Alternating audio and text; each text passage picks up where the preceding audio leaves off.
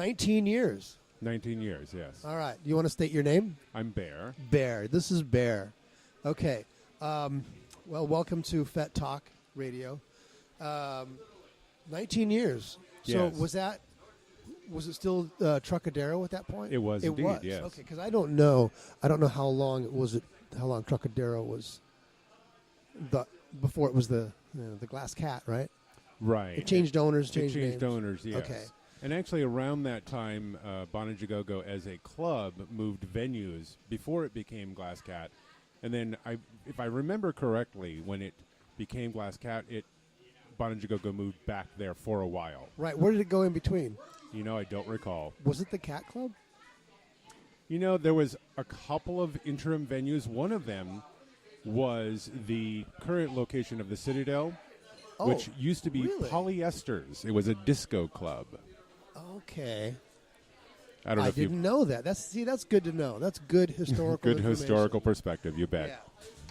Yeah. So what was it like back then compared to now? Well, one thing that was different is in that venue they allowed 18 and over. Right. I So it had remember a that. younger demographic was present. Uh-huh. And, of course, the venue, with the main room having the enormous tall ceilings and a mezzanine Oh, yeah. and the upstairs room area. With the glass walls. The glass. Well, that was later. Oh, it was? It was Okay. open for many years. That was an upgrade improvement. I don't remember when. But one of the chief features of the Trocadero as a venue was the go-go dancers were in elevated cages that were actually Right. raised above the floor. Were those cages a fixture of the club, or were they part of Bonnajagogo's property? That's a good question. I don't And know I if they think that- removed them I on think other the cage nights. that's at the Glass Cat is one of them. That may be. I think they don't recall. brought it. Yeah. Yeah. The ones that we have now seem to me to be heavier duty than the ones that may have been suspended. I don't recall. Yeah. I remember showing up early and seeing them do the whole lifting them up and the ladders to get the girls in and out. Sure. Right. Very interesting. Yeah. Part of the entertainment. Yeah. What was there was another guy who started out. We talked about this on just recently. In fact, on my show, I just had a show last night, which was part of all of this. We talked a little bit about Jackal. Jackal was one of the original people that was involved in getting it started. You don't remember him? I don't know that name. I don't know how long he was around, and I know that he didn't think it was going to last. Right. Because he saw a bunch of, troubled water in the future, so he, backed out. Ah. And then, every once in a while he'll pop his head in and, come to the club and just tell everybody that he was one of the, it's like his claim to fame at this point. Sure. Well, I mean, this is a venerable institution at this It point. absolutely is. Yes. I mean, just clubs in general don't last this long, let alone something, with this singularity of a theme. Indeed, yeah. Yeah, so it is a phenomenon. Do. Right. I say that whenever I say phenomenon. But so 19 years steady or on and off? Actually, I was out of the BDSM scene for about 6 years until last year. Okay. Sort of took a break. Okay. But yeah, and the good old days, I was one of those weekly regulars. Yeah. Got to the point where, because of the generosity of our host George, Yes. who ran it back then. Yes. Didn't stand in line, didn't pay to get in. Right. Drinks were generous, that sort of treatment. That was part of how I think they developed their ongoing regular crowd. Yes. Treat people well, they tend to come back, right? That's true. It is true. That goes for anywhere. Well, I Any think so. business in general. Right. One of the things I will comment on that I found both similar and different to say now compared to back then was sort of the loose network of friendships and relationships that form over time. back then you did have a sort of core group of regulars, just like probably any neighborhood bar would develop. Right. But of course, we had this unusual common affinity for kinky stuff. Right. And I found it interesting that in non-kinky bars, it was purely social, whereas this, of course, had an additional dimension that seemed to lend itself to developing deeper levels of familiarity and trust. Right. The visual aspect. Well, I don't know if I would call it a visual aspect, but because you're there in an environment where people are getting partly naked and doing BDSM stuff together. Okay, and their comfort makes other people feel more comfortable. That's probably fair to say, yeah. Yeah. But we had, the regular cast of characters, and then there was always, just like today, there's an influx of people who've never been there before on any given week, or Right. people who, due to work obligations or what have you, might only be there once a month, or you might see them once a year, or, something like that. The membership aspect of it has changed quite a bit too. It seems to be making it more people are taking it more personal and bringing more public awareness about it. Well, and that is, I think, exactly what was intended. Yes. Not to also to mention the the legal complications. George didn't want to be the only guy on the hook, and so forth. So now that it's an LLC, there's a set of officers and that sort of thing. Different organization behind the scenes. That's been 3 years now? I believe it is, yes. Yeah. Okay. I think it's the best thing. I do. Yeah. We're sort of proud that we've got about 100 folks that are staying on the rolls. We're slowly, accumulating more people as more people become aware of the venue. And really the sort of, for me, one of the things that makes Bondage A Go-Go unique, or at least special, is that it's a bar, so you have your drinking crowd. Yeah. And then they play music, so you have your music dancing crowd. Yeah. And it's social, so people who just like to hang out with people they're acquainted with show up. And then you have the kink factor. So it's sort of a 4-for-1 quadfecta. Yes. I think okay, let me ask you this. The last place being the Glass Cat for a long time. I mean, I was there for years.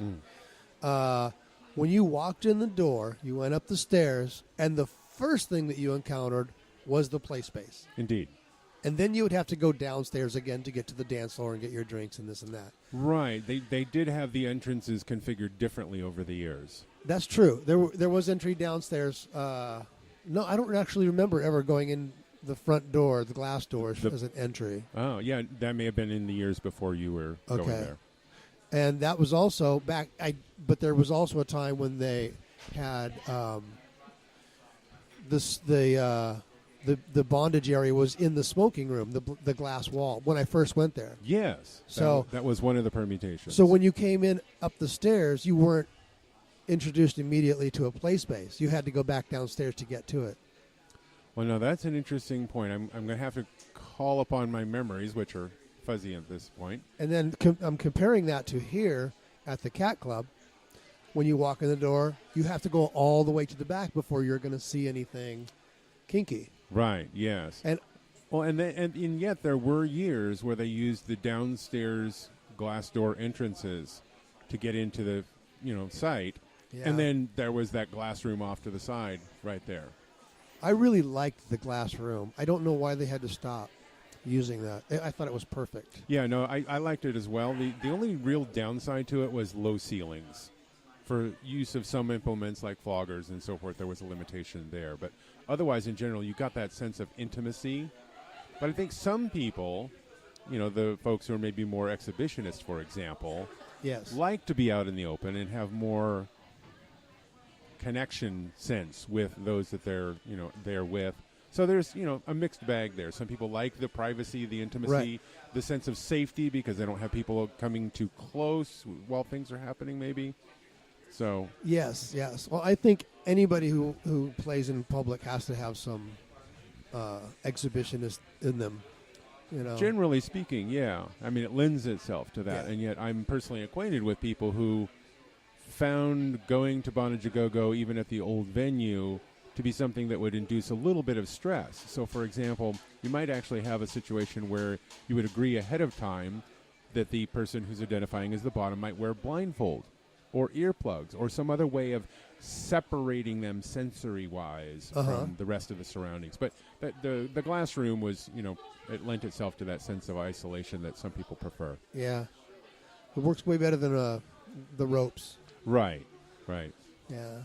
I personally like the layout in the back room for many years. Once we arrived here at the Cat Club, it was up front in what is now the dancing area, the front dance area. And that was very interesting. You talked about the sort of impression one has when you first arrive. Yes. You walked in the door, you walked around that curtain, and bam, there was the dungeon. Yes. And I think that was very impactful, especially for, people in and from out of town or what have you. But I would think that it could be over impactful and like too much at once for people that are walking in and don't really know what to expect. Well, and that's just it, the crowd has almost always been maybe 40% regular Bondage Go goers, and then the rest, people just looking for a place to get a drink or do some dancing. Right. You can spot them right away. Yeah, they kind of look out of place in a lot of cases, yes. They stand out like a hard dick in a tight bathing suit. Nice.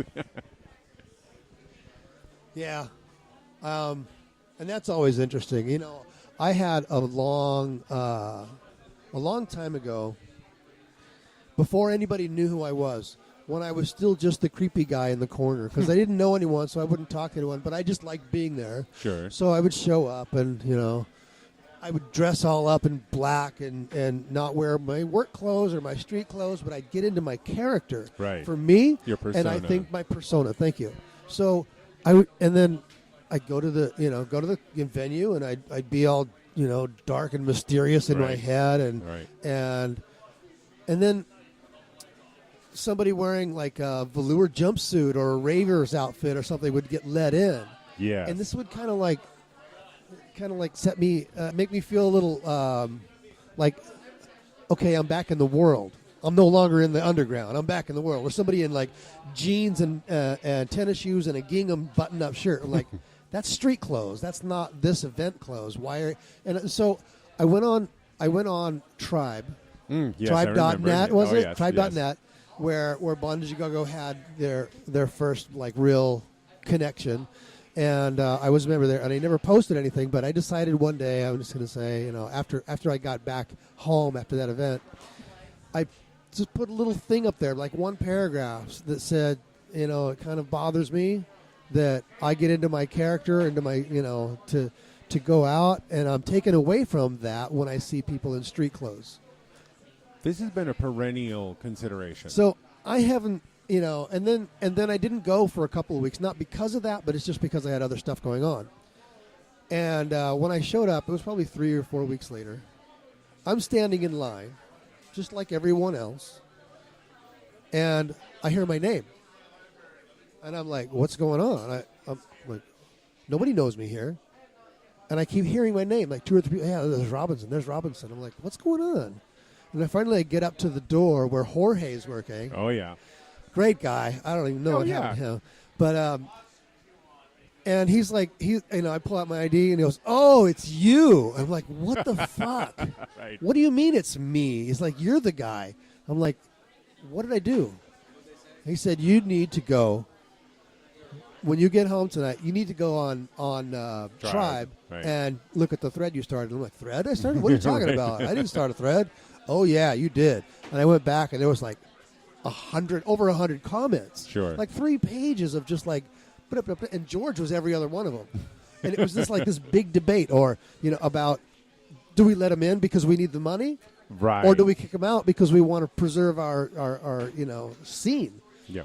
And, what it all came down to was let him in once. That's an interesting answer. Let him in once. How do you know that you've let this person in once before? And it's up to the doorman to remember that. Right. And it isn't always the same guy, but it's the kind of like that was the kind of the rule. And then the vetting, because anybody who shows up there, it's because they were brought. Somebody from out of town. Somebody's in town from L.A. and they're staying with a friend. And their friend says, "Hey, let's go to Bondage Go-Go." Right. And they didn't bring anything black, so they don't know. Right. So, all the time. And their friend is just like, yeah, whatever, because they're not really into the scene so much. They just like it as a fancy place to bring to shock their friends that are in town. Exactly. Right? Yeah, let's go see the freak show. So those people they get let in for a night. Next time, wear something black. Right. They've been told once. So that was kind of like the resolve of that. But from that point on, everybody knew who I was. And it was kind of like, well, that's all it took was a little bitching. Right. Well, and as I say, that's been a perennial topic. It has come up a number of times in the BGG Association members meetings that happen every month. It's still being debated and discussed. Right. And it's always up to the person who's bringing, someone new. Make sure that you do that. I mean, it's also up to the door person. They do have discretion. If a total stranger comes in and they are completely out of place, it is up to them to say it's going to be $70 to get in tonight. Right. They will upcharge a person based on their not that much, but right. And then give them the warning. Right. But well, and that has been the thing is that through all of these years, I've had a close enough acquaintance with George to have had a lot of candid conversations about the business side, the business reality. Yeah. And there's been a lot of years where, month to month, week to week, the numbers weren't looking real good. I know. Dipped into the red a few times, and I believe there was some borrowing of money that happened a couple of times. It was really sketchy to be able to sit here right now and anticipate the 21st anniversary party is kind of amazing. And not just because it's an eclectic niche club environment that may or may not be trendy or what have you, but just in terms of this policy of there's a dress code, but we don't really enforce it.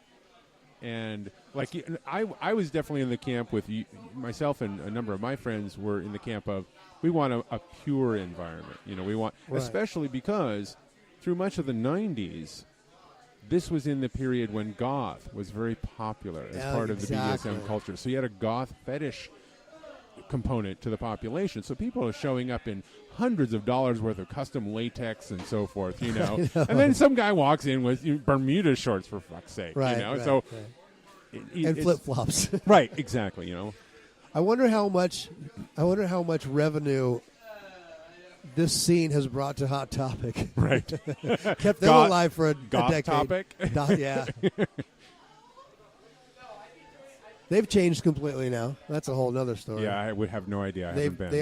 They now cater to the next hot topic, which is, I guess, hipsters or whatever. Whatever.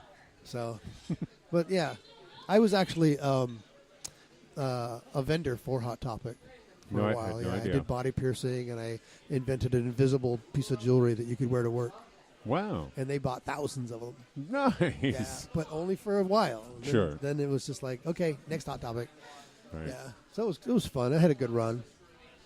But it looks like people are clearing out here. What time have we got? All right. It's about 10 after 9, so the club's opening in a few minutes. Thank you. You're absolutely welcome. Thank you for inviting me on the show. Time. Yeah. And I will actually go to the website and sign up on the mailing list, and we'll make sure that you get all the information on where to find this. Oh, sure. Yeah. It may be up before you get there. Who knows? Right. Yeah, but there's links to everything on the site. Great.